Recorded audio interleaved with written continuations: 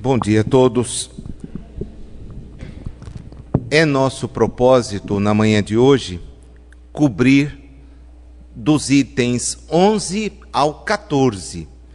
Nós estipulamos um roteiro de forma que, se tudo ocorrer dentro do programado, e considerando os 3 domingos que teremos a oportunidade de falar em julho, cheguemos aos prolegômenos, deixando para o mês de agosto, a partir dele, a abordagem então das questões do Livro dos Espíritos.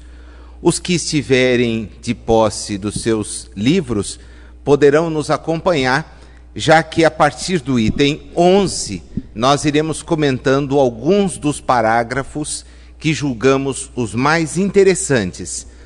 O objetivo do estudo, na manhã de hoje, é exatamente nos demonstrar a preocupação de Kardec em dar aquelas intervenções espíritas ocorridas na sociedade parisiense e nos demais ambientes onde os espíritos, em se manifestando, permitiam a constatação da vida além da existência, dando mostras da sobrevivência do espírito, da possibilidade dele se comunicar conosco, na medida em que tem algo de útil para nos ofertar.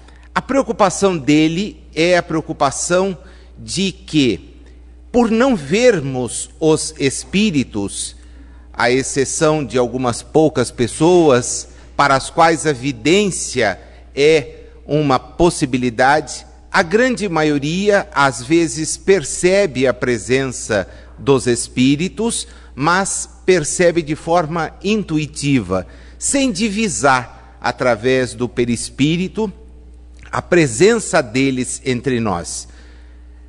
Ele então fica preocupado. Como checar? Como ter certeza de que alguém que se apresente sob um nome importante é efetivamente aquele que diz ser?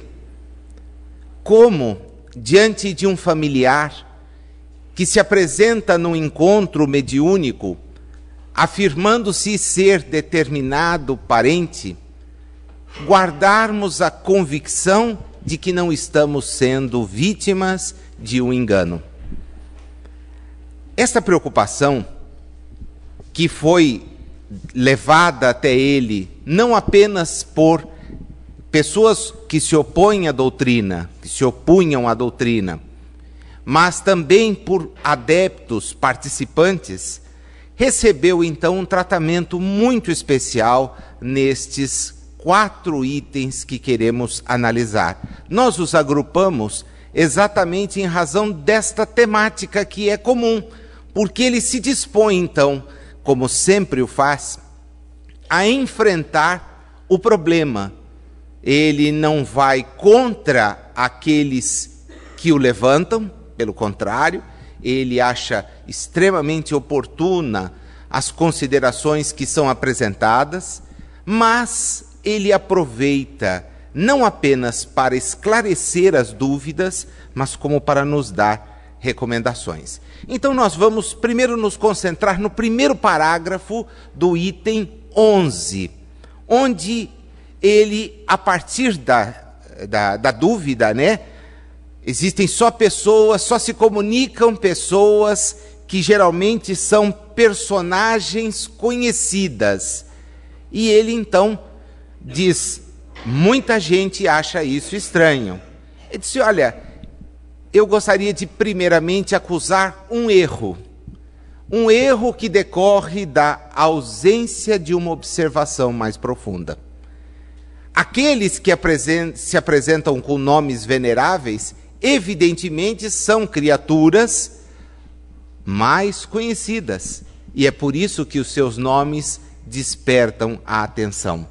Mas se alguém vier participar das atividades, não só ontem como hoje, perceberá que o imenso número daqueles que se comunicam não ostentam nomes conhecidos.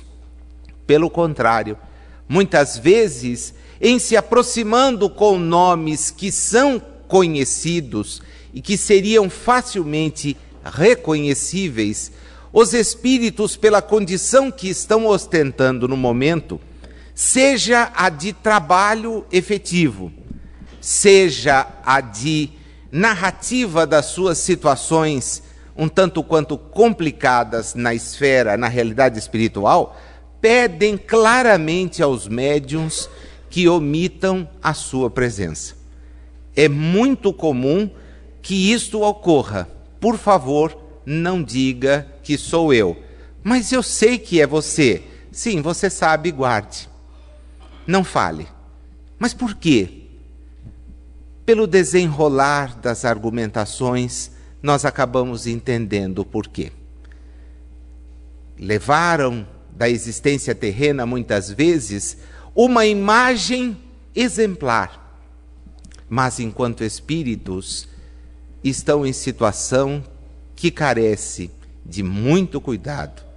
Porque as aparências na Terra são aquilo que importam. A essência é o que fala mais alto na realidade espiritual. Aqui podemos e muitas vezes nos fazemos passar por pessoas altamente comprometidas com o bem. Mas, na realidade espiritual, a coisa ocorre de forma extremamente diversa. Nem sempre o que ostentou na terra uma imagem digna da maior reverência será na realidade espiritual reverenciado. Jesus, numa das suas expressões múltiplas, revelando a realidade espiritual, de onde proveio para nos orientar acerca mesmo desta realidade, foi categórico ao dizer que na vida espiritual os grandes serão rebaixados e os pequenos serão elevados. Aqueles que já detiveram a oportunidade, já se destacaram na vida do ambiente da terra, talvez tenham colhido os frutos que propriamente semearam, de forma que ao retornarem para a realidade mais ampla, serão certamente guiados por espíritos que aqui não tiveram o verdadeiro destaque. Ele então faz questão de dizer: muito maior é para nós o número dos desconhecidos do que o dos ilustres, designando-se aqueles por um nome qualquer, muitas vezes por um nome alegórico ou característico. Chame-me, por exemplo, um espírito amigo. Deixe-me assinar esta mensagem com o nome um seu irmão. Mas você deixe-me assiná-la com o nome um seu irmão. Está tudo certo. O que interessa é sempre o conteúdo e não o nome. No segundo parágrafo, Kardec faz questão de nos dizer: os espíritos dos homens eminentes podem acudir aos nossos pedidos, aos nossos chamados, e às vezes vão se ocupar, dando-nos esclarecimentos, ofertando-nos explicações que não eram coerentes com a sua existência aqui na Terra. E isto às vezes leva com que terceiros, em tomando contato com tais mensagens, fiquem preocupados. Mas o que aconteceu? Esses espíritos parece que não evoluíram, não modificaram. As questões é que são diferentes. O conhecimento técnico, ele pode ter alguma utilidade quando estamos preocupados aqui com as nossas tarefas do dia a dia.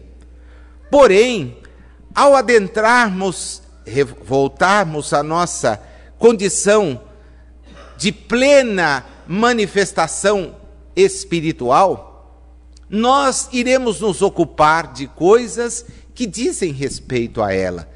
Então, um técnico, detentor de inúmeros conhecimentos aplicáveis no dia a dia, pode voltar numa reunião mediúnica, numa tarefa socorrista, exercendo as funções as mais simples possíveis. Por quê? Porque as ocupações, as preocupações são outras. Kardec então nos chama a atenção para isso. E faz questão de nos destacar que nem sempre aquele que foi o primeiro na Terra será o primeiro na realidade extrafísica. Pode acontecer mesmo que seja um dos últimos. O espírito Humberto de Campos, no livro denominado Novas Mensagens, traz-nos um episódio muito interessante. Ele já deve ser conhecido da maioria dos que estão aqui. A obra é imperdível. Aliás, toda a obra do espírito Humberto de Campos ou Irmão X é imperdível. Pelas lições que ele traz, valendo-se de uma narrativa muito simples, ele nos traz um título, entre aspas, A Morte de Pio XI, e descreve os instantes derradeiros daquele que na Terra, e a época que esse destaque era manifesto, é apontado pelos que partilham de tal ideia como o representante de Deus na própria Terra. Naquela expressão, terás a chave dos céus, e tudo que aqui ligares, lá será ligado, tudo que aqui desligares, lá será desligado. O representante da Igreja Católica traz sobre si este encargo, que sabemos ser uma criação eminentemente humana, não é divina e nem ninguém detém as chaves de absolutamente nada. Mas, ostentando esta posição, narra-nos Irmão X que ele percebe de repente que o ambiente à sua volta vai ficando diferente. E longe de divisar os médicos e demais auxiliares que o assistiam, ele começa a perceber a presença de muito mais pessoas no ambiente. Num derradeiro olhar, diz-nos Irmão X, fixou ainda nas próprias mãos o reluzente anel chamado do pescador. Desejou falar ainda uma vez mais aos companheiros, mergulhados em preces fervorosas, das meditações angustiadas da morte, mas percebeu que as suas cordas vocais estavam rígidas. Foi quando então viu um verdadeiro exército de sombras. Algumas lhe sorriam com solicitude, outras o contemplavam com indefinível melancolia. Ao seu lado, ele divisou duas criaturas, Roque e Bonanome. Um deles havia sido Leão XIII, um seu antecessor. E a partir desta situação, em que ele se sente tomado por Leão XIII e conduzido pelos caminhos do Vaticano até a sala onde a nau central da igreja, da Basílica de São Pedro, onde ele vai ter a oportunidade de ouvir a voz do apóstolo, nós temos uma narrativa extremamente emocionante. Eu vou me concentrar, porque não tenho como ir mais longe, apenas na expressão final que ele ouve já na dimensão espiritual. meu filho, como pudeste perseverar no mesmo caminho dos teus orgulhosos antecessores? Diante dessa estátua soberba, talhada no bronze de Júpiter Capitolino, toda a igreja romana supõe homenagear a minha memória, quando nada mais fui que simples pescador, arrebatado pela grandeza celeste das sublimes lições do Senhor no cenáculo de luz do Tiberíades. Convocado pelo Mestre Divino a edificar a minha fé em favor do seu grande rebanho de ovelhas tresmalhadas do aprisco, não tive a força necessária para seguir-lhe o divino heroísmo no instante supremo, chegando a negá-lo em minha indigência espiritual.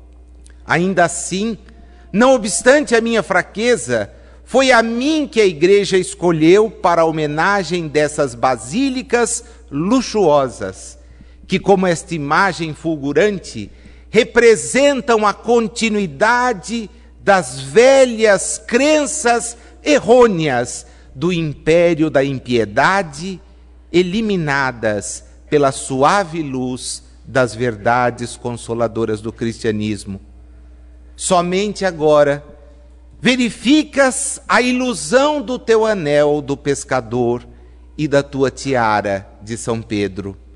Eu não conheci outras joias, nem outras riquezas, além daquelas que se constituíam de minhas mãos calejadas no esforço de cada dia.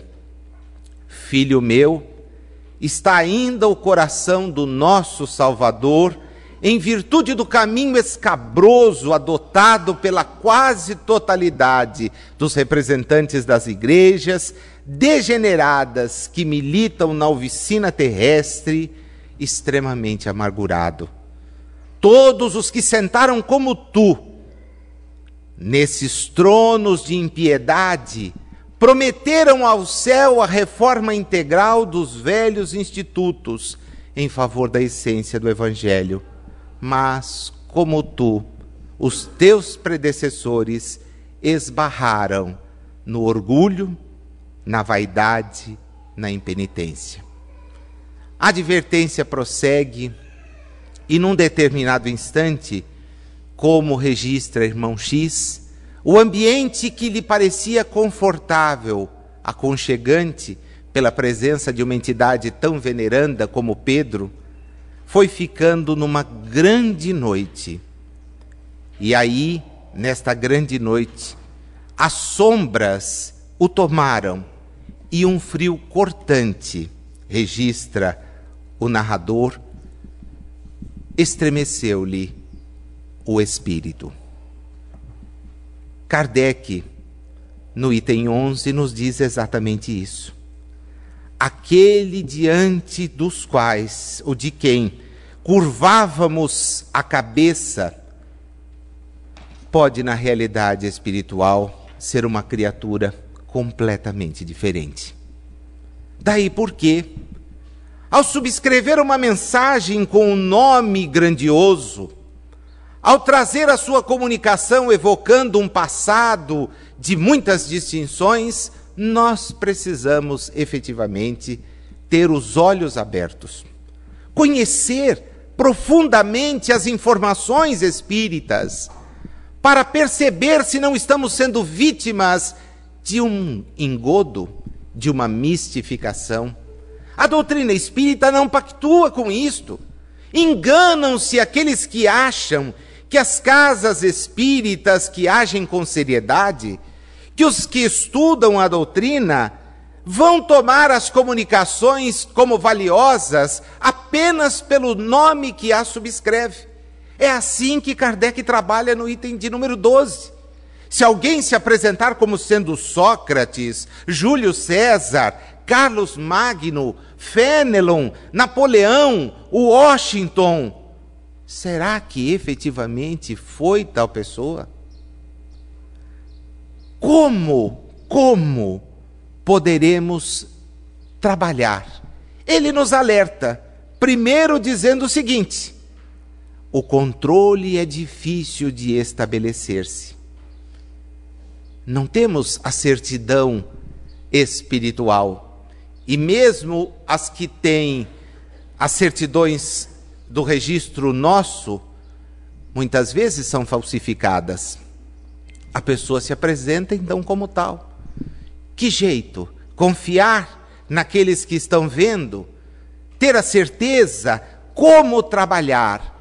Kardec nos diz, devemos buscar certos indícios.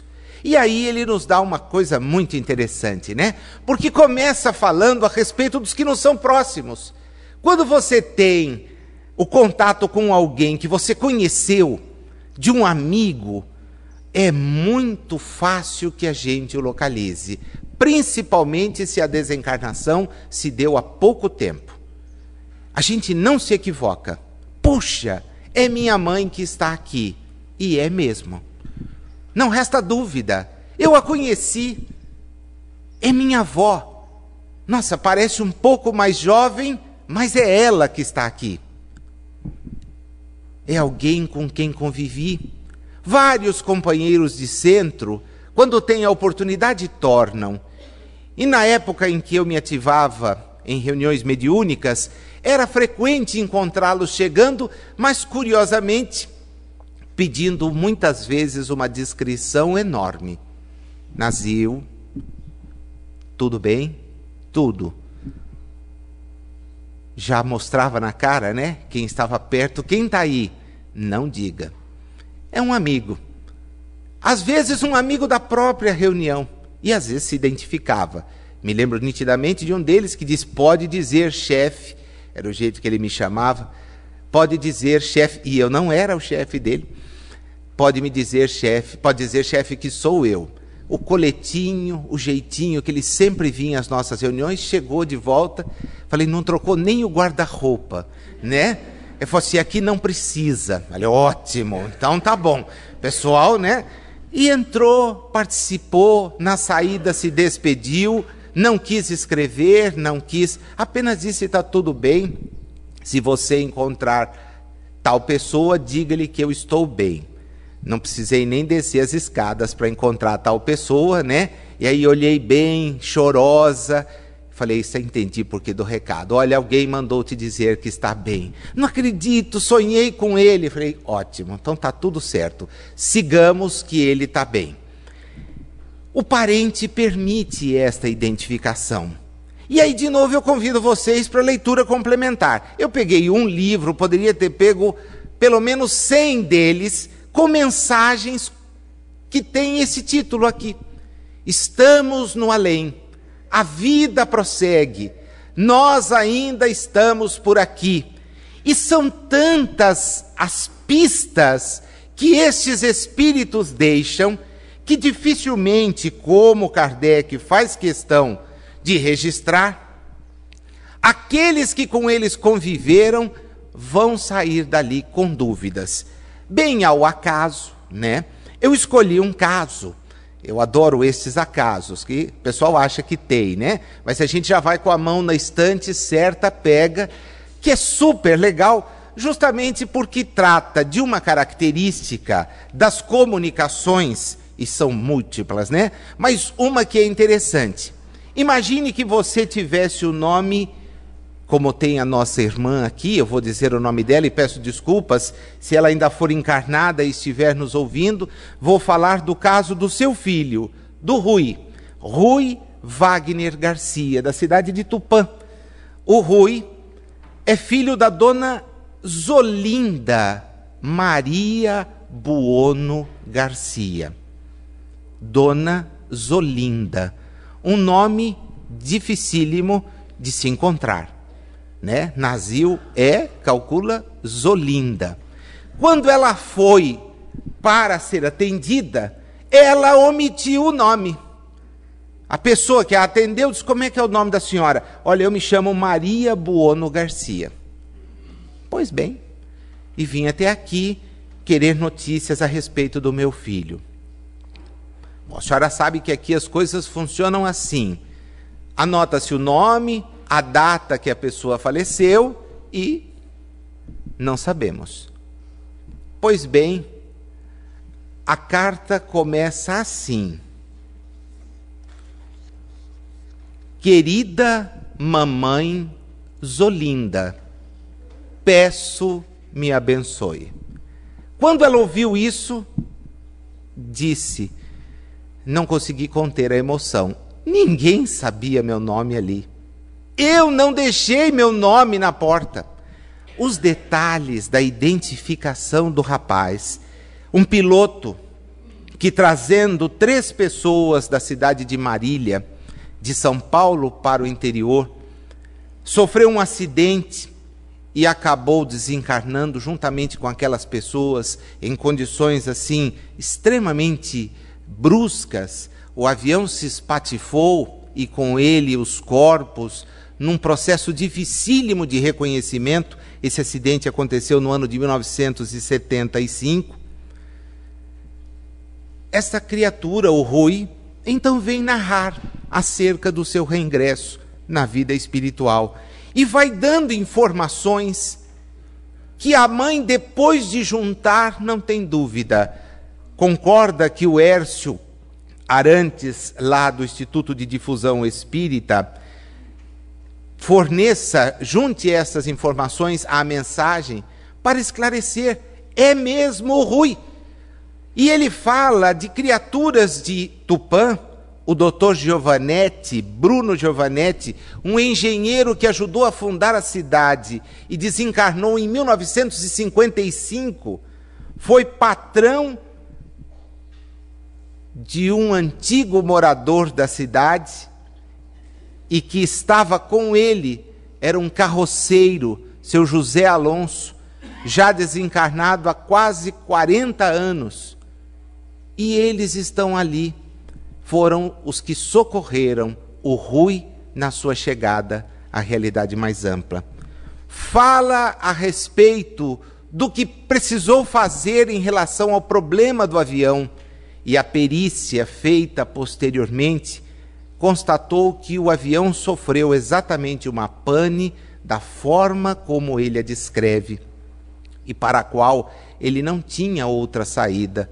Tentou planar, mas o peso fez com que o avião caísse. Kardec nos chama a atenção exatamente para isto. Quando se manifesta o espírito de alguém que conhecemos pessoalmente, de um parente ou de um amigo, se o tempo da desencarnação foi curto, é possível que nós tenhamos uma perfeita noção de quem está ali. Diz-nos ele, esse é um indício da identidade. Indício, como ele continua falando ainda agora no 2º parágrafo do item 12, um filho não se enganará, de certo, com a linguagem de sua mãe, ou uma mãe, nem pais haverá que se equivoquem quanto a de seu filho. É possível até, e aqui vai uma terceira recomendação, que nós tenhamos a comprovação de que a assinatura é da pessoa. Eu procurei e não encontrei na estante, não sei se está emprestado, uma obra do Perandreia. Não sei se você tem aí na livraria, Léo. Se tiver, vale a pena que o pessoal conheça. Carlos Augusto Perandreia, A Psicografia à Luz da Grafoscopia, em que o Perandreia tem a chance de pegar a assinatura de uma mensagem e submetê-la à análise grafotécnica. Curiosamente, um dos casos é de uma pessoa que nunca havia residido no Brasil, uma italiana, que assina. E aí vem o problema. Mas como é que a gente vai comprovar que é ela? E eles fazem uma diligência junto à Embaixada da Itália, que consegue na Itália uma amostra da assinatura e manda para o Brasil. os sinais de semelhança chegam próximos a 95%. Quem assinou? Certamente foi aquela mesma pessoa. Mas o Chico não podia ter visto o RG da pessoa. De que jeito, amigo? Na Itália. Na Itália, então tá bom. Se o Chico foi até a Itália em espírito e conseguiu, e você acredita nisso, eu estou feliz da vida. Porque alguém que acredite que eu posso ler o que está no RG do bolso de vocês, já daria uma prova fenomenal de que acredita no espírito.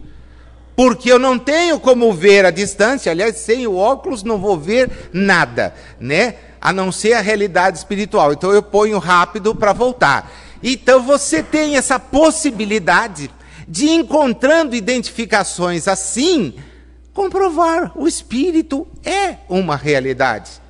Por que a telepatia? Muita gente diz, olha, a ciência aceita a telepatia e não aceita o espírito.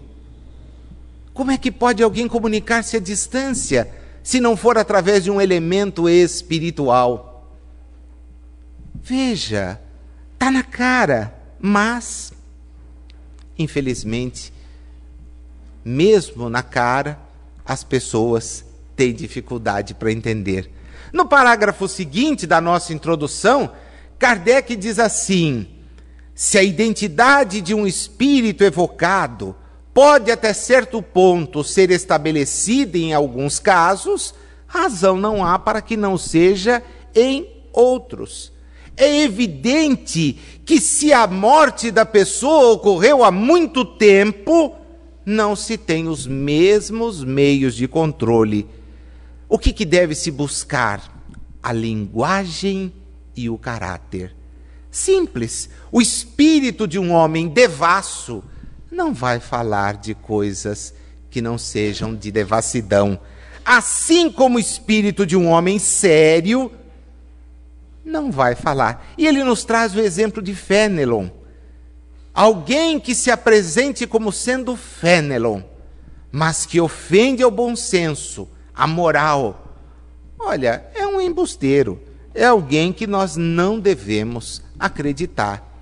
Por isto, a preocupação sempre constante de que as mensagens sejam analisadas, examinadas. Com tantos recursos que temos à disposição hoje, soa estranho nos grupos mediúnicos não se usar gravador para gravar, registrar a mensagem e ouvirmos depois. Relermos depois de transcrita a mensagem psicografada, estudarmos. Afinal de contas, os integrantes do grupo mediúnico não estão isentos do estudo. Devemos ouvir outras tantas vezes, entender aquela mensagem que às vezes nos está sendo transmitida e equivocadamente achamos que estamos ajudando, quando na verdade nós é que estamos sendo ajudados. As comunicações sobre o estado em que os espíritos se encontram, as aflições que passam, servem para todos nós, sem exceção, de prevenção. Nos orientam. Às vezes agimos da mesma maneira como aquelas criaturas que ali estão se comunicando agiram. E eles nos estão dando o que estão colhendo, as impressões que estão passando, que estão usufruindo. E nós temos a chance, então, de mudar o nosso rumo, de mudar a nossa maneira. A reunião mediúnica, meus amigos, é um laboratório fantástico, extraordinário. Temos recursos hoje que Kardec não dispunha, que o próprio Chico, nas suas tarefas, não usufruía. Nos livros Falando a Terra e Mensagens Psicofônicas, há uma verdadeira peripécia para se conseguir um gravador. E hoje qualquer pessoa que tem um celular não somente grava, como filma. E tem aí à disposição. e vem na reunião mediúnica, vou desligar meu celular. Pode desligar o celular, mas liga o gravador. Vamos captar as mensagens, vamos ouvi-las, vamos estudá-las, vamos analisá-las. Não podemos agir como se não tivéssemos esses recursos à disposição, e nós os temos. Quantas mensagens enriquecedoras se perdem no egoísmo de um grupo pequeno, que as ouve, às vezes nem as relê, e depois as arquiva. Por que isto? Com tantos grupos em atividade, seja na nossa casa, seja no mundo inteiro, quantas recomendações nós não teríamos à nossa disposição? Basta ter o cuidado de analisá-las, de confrontá-las, evitando muitas vezes comer gato por lebre, mas difundindo aquilo que seja interessante. Kardec nos recomenda isso na introdução. Observemos o conteúdo. E quem observa o conteúdo precisa fazê-lo com seriedade, com persistência. Aliás, esse é um dos pontos que ele mais vai chamar a atenção a partir de agora. A substituição de um espírito por outro pode se dar sempre, e isto pode gerar equívocos, erros e mistificações. Essa é uma das dificuldades do espiritismo prático. Nunca, porém, dissemos que esta ciência fosse fácil, nem que se pudesse aprendê-la brincando, o que, aliás, não é possível qualquer que seja a ciência. Espiritismo não é brincadeira. Aliás, a pessoa que se aproxima da doutrina espírita com este propósito, não somente quebra a cara, como vai ter decepções fortíssimas. Aqueles que de fora examinam as nossas atividades sem conhecê-la, nos tomam muitas vezes por tolos, por pessoas desprovidas de um raciocínio mais sério. Imagina acreditar em espíritos. Olha, nós não acreditamos uns nos outros? Não somos criaturas que nos respeitamos? Somos todos espíritos. Qual a diferença entre estar manifestando-se encarnado ou fora da carne? Fora da carne a gente costuma ter muito mais lucidez, entender o significado das coisas. Na carne isso é difícil. Quanta gente insiste em pedidos à realidade espiritual que se revelam temerários do ponto de vista do espírito. Mas a pessoa insiste. Senhor, ajuda-me, que o marido dela tem um problema e que nós possamos viver felizes sempre. Veja que absurdo de prece. E o sujeito faz essa prece, rogando para que tudo dê certo e a gente se encontre sem que ninguém descubra. Olha, o sujeito pede uma coisa dessa, sem contar mais, né? Esta cirrose que eu adquiri, Senhor, afasta, porque eu tenho uma saudade imensa de um bom copo. E vem, toma passe, entra na fila do passe. Olha, eu quero tomar ainda do especial. Vai tomar do especial então. A cada cigarro que acende, o sujeito não sabe que está diminuindo a própria existência. Mas ele acha que tem que estar por cima da carne seca. Então, acenda um atrás do outro. Quando a tosse não curar, quando virar uma bronquite, daí migrar para uma pneumonia, e isso levar à desencarnação, cai a ficha. Caiu tarde, porque a oportunidade perdida da reencarnação é o maior ônus que os espíritos não se cansam de nos alertar. Nós não podemos levá-lo, porque disputamos e muito a oportunidade de estarmos aqui, agora. Pedimos, insistimos, movimentamos amigos e conseguimos a oportunidade de estar de novo reencarnados. Estamos de volta à Terra. Muitos, há muitas e muitas vezes, estamos de volta aqui. Para quê? Olha, desta vez, para ver se a gente cria juízo e avança. Porque nos aproximamos de algo que nos fala no íntimo, nos diz como devemos pautar as nossas ações, e não é dentro de uma casa de oração, é fora dela, onde estivermos.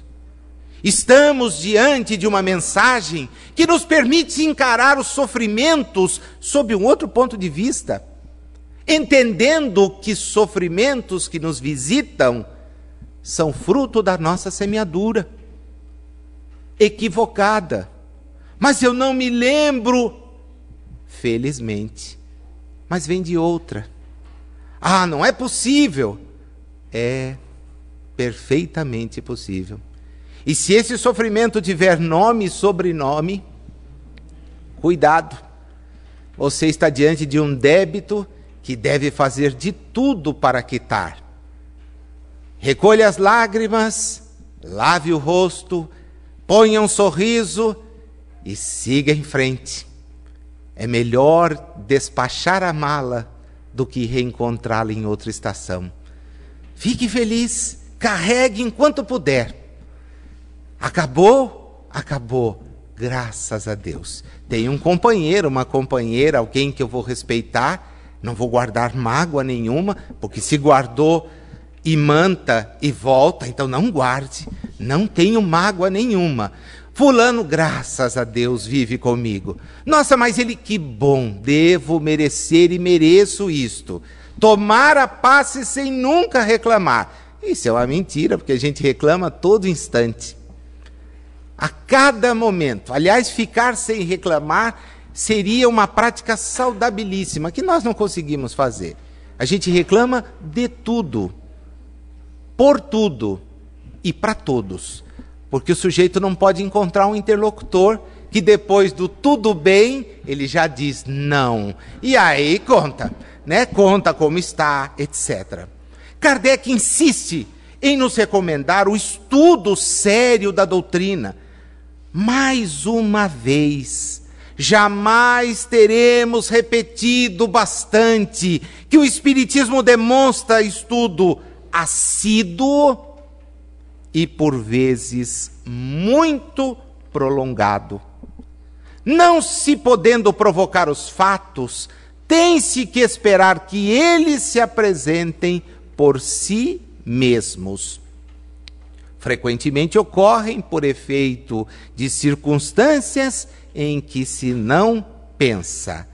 Para o observador atento, os fatos abundam. Aí estão à nossa disposição. No item 13, ele vai nos chamar a atenção para eventual divergências de opiniões entre os espíritos. E aqui, minha gente, o seu raciocínio é tão límpido que nós ficamos até assombrados de ver a capacidade com que ele consegue dizer as opiniões que todos temos. E que continuam, porque tem muita gente que imagina, vamos fazer essa estatística aqui agora. Vocês ainda acreditam que a pessoa depois que morre fica melhor? Sim ou não? Quem acredita que sim, ergue a mão, deixa eu ter uma ideia. Ótimo. Quem acha que a pessoa não fica melhor depois que desencarna? Muito bem. Venceu. É a mesma. O gozador daqui é o gozador do outro lado. O cara sério aqui é o cara sério do outro lado. Morrer não melhora ninguém. A morte não nos leva a ser melhores. Ela nos torna verdadeiros. Aí estamparemos o que somos. O que efetivamente somos. É por isto que a doutrina espírita, quando ingressa nas nossas vidas, nos muda a maneira de ser. Porque eu tenho que agir no bem o tempo todo. Eu não posso me guardar para quando? É já, agora. A cada oportunidade, por mínima que seja, eu tenho a chance de fazer e devo fazer o bem. Todo o bem que estiver ao meu alcance. Encontrar pessoas que carecem de palavras amigas. Vocês conhecem alguém que esteja precisando de uma palavra amiga? Conhecem? Tem alguém aqui que sabe de alguém? Já foi lá e fez isto? Ah, Nazil, eu estava esperando. O quê? Vocês sabem de alguém que está sozinho, precisando de uma companhia? Ah, eu sei. E já foi? Já fez a sua parte? Já visitou? Ou está esperando ter a notícia da desencarnação para verter lágrimas sobre um caixão e dizer, ai, não deu tempo? Não, é, ai, nunca quis me dar um tempo de estar com você. Não sejamos hipócritas. A realidade espírita nos mostra isto. O espírito chega à realidade mais ampla. Quem é? Não é quem gostaria de ser, ou quem nós imaginamos fosse, mas é quem efetivamente é. Aqueles que têm a oportunidade de fazer o bem e não fazem, perdem uma chance ímpar de avançarem. Todos nós temos essa chance diuturnamente. Todos nós. Se nos apresentam por dia N chances de praticar o bem. É só a gente ficar atento. Toda hora, todo instante, há convites para que façamos o que melhor estiver ao nosso alcance. Sozinhos, em conjunto, reunidos em grupos, em pequenos grupos, grandes, coletividades inteiras, todos nós temos a chance de praticar o bem. É isto que Kardec então nos recomenda aqui. Quem conhece, identifica, vê a linguagem que chega e sabe que eventual contradição pode muitas vezes representar uma evolução na maneira de ver. O sujeito que depois de refletir tem a coragem de voltar atrás e dizer, pensava errado. Imaginava fosse de um jeito e é de outro. Quem insiste muitas vezes nisso vai ter problema. E ele nos joga para pensar inúmeras coisas. Quer ver? Todo mundo não gostaria de uma definição exata de alma? É complicado. Porque os espíritos, dependendo do conhecimento que têm, trazem uma informação. Todo mundo gostaria de ter uma definição mais clara acerca de Deus. Mas quem são os espíritos próximos à Terra para superar a Jesus, que nos mandou reconhecer a Deus, não como que vinga, como que tem privilegiados, mas como o Pai nosso, que está sempre atento aos filhos que tem, e aguarda que os filhos estejam atentos às leis que ele estabeleceu para que possamos evoluir. Ele termina estes 4 itens, que eu tenho certeza vocês lerão, jogo importante só na quarta-feira.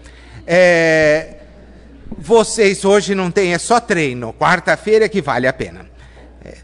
Nem vou falar de futebol hoje, mas vamos lá, já me entreguei. Essa parte depois na edição eles cortam. Agora semana que vem estarei impossível, né? Caso se concretize algo que sonhamos há mais de 100 anos. Tudo bem. Ele nos pede, por fim, para atentarmos à questão da ortografia. E, curiosamente, né, veja como um homem de letras, um estudioso, se preocupa com isto.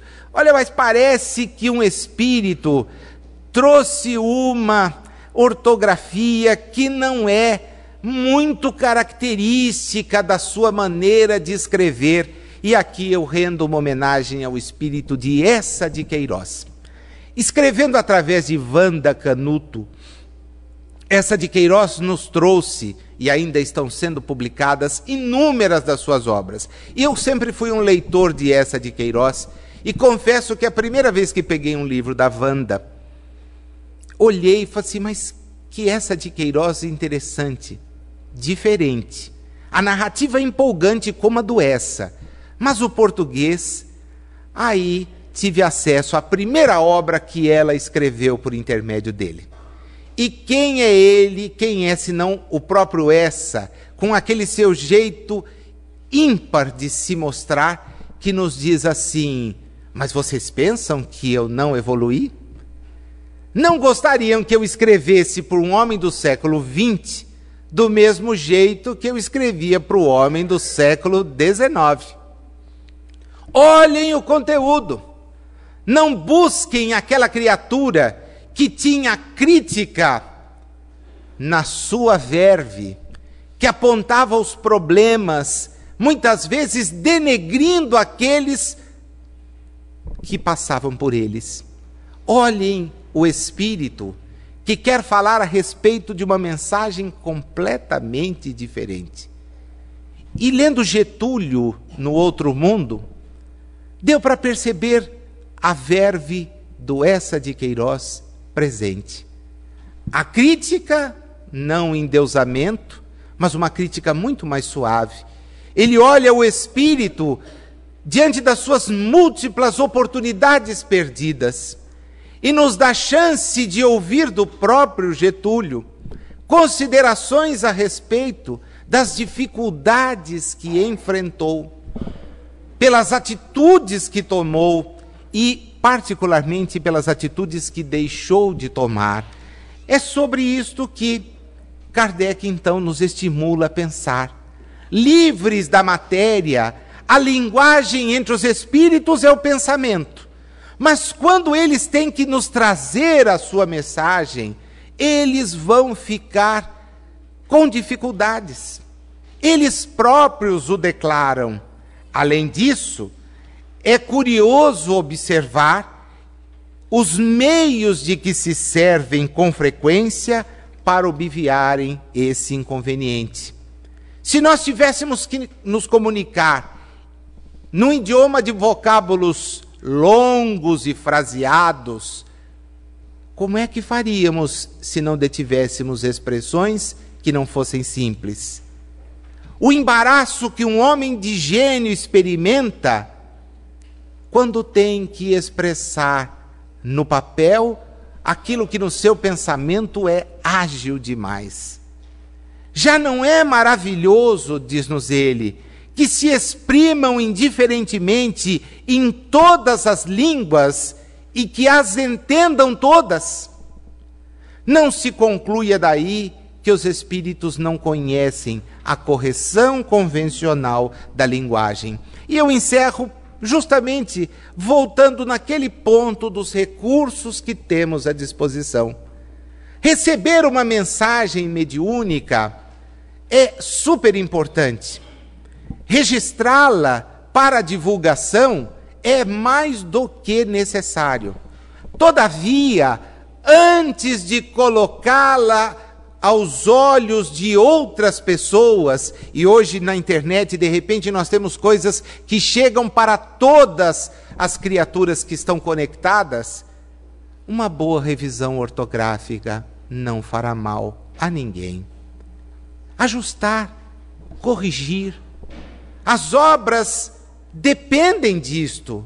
As pessoas envolvidas nas editoras, nos grupos, precisam fazer isto. E não há problema algum.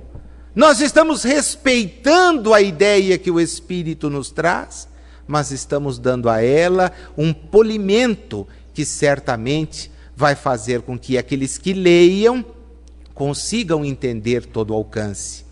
Nazil, mas o que eu faço se a mensagem for muito modificada?